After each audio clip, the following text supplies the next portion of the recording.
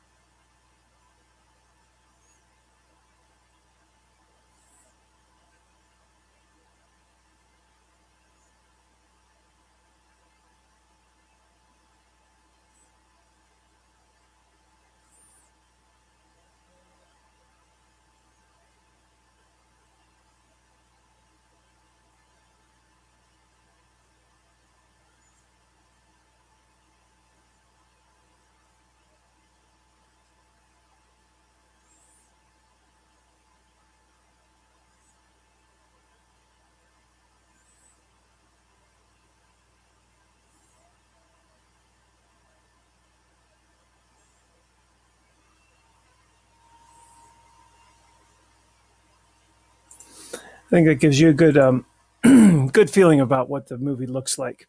The setting of the original is set in Verona. On the left, you can see Verona is traditionally very beautiful. The presentation is, romantic in nature and uh, doesn't draw that much away from the actual story itself. On the right, you can see Verona Beach, which the movie is set in. Verona Beach is a virtual wasteland. It is, as you can see, run down, and the reason for this is the Capulets and the Montagues have, their feud has ruined their city. The harshness of Verona Beach skews the focus of the play. It adds violence and chaos to the love story that isn't there in reading or traditional performances. And by that, what I'm saying is there, the violence and the chaos and the rundown and the effect of the feud has affected actually the physical surrounding of where Romeo and Juliet are living. Um, the seaside setting accentuates the violence of the Capulet Montague feud and the price that the citizens of Verona Beach have paid. It is a chaotic wasteland in many respects.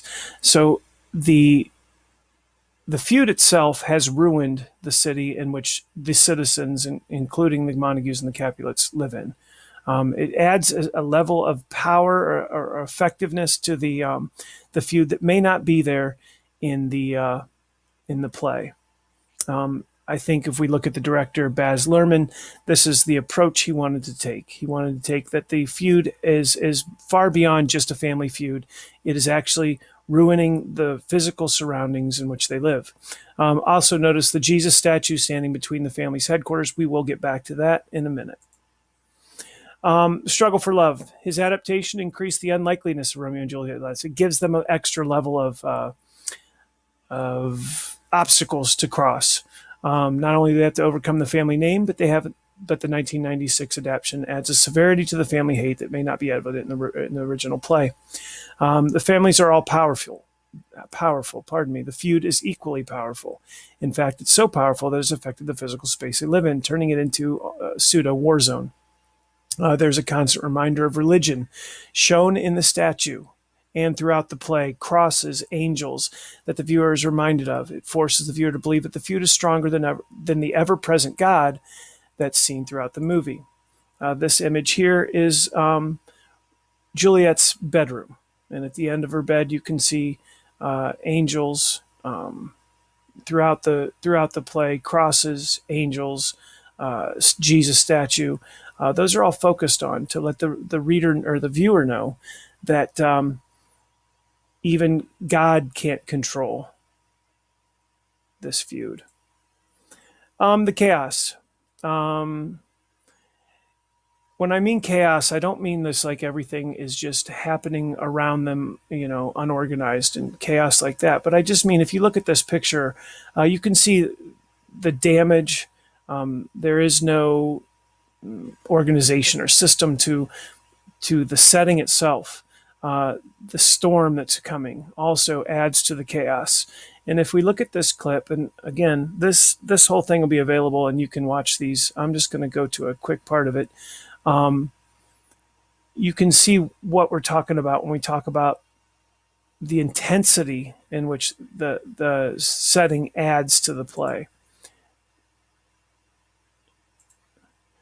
We look here when Romeo is avenging Mercutio's death, and just look at the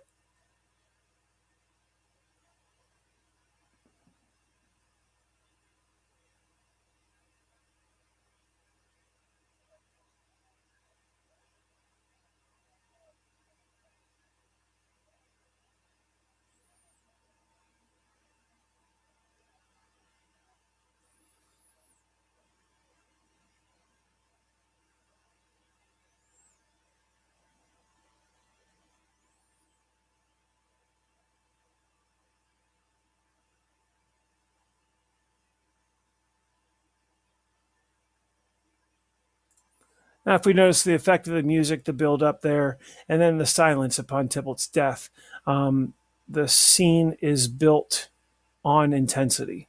The repetition, the screaming, the darkness, the rain, all these things add to just the intensity of the scene itself and the result of what happened there. Guns versus swords.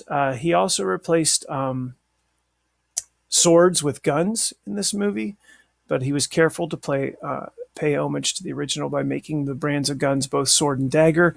The dagger plays an important role at the end to stay true to the story. The dagger with which Juliet kills herself is actually a gun on the brand name dagger. The beauty of love. This whole movie isn't like this. Luhrmann adds the beauty of love to the balcony scene. The most beautiful scenery in the play is Juliet's home. The balcony scene is replaced by a pool scene. The setting represents love ability to remove the violence and chaos. That love is ultimately more powerful than everything.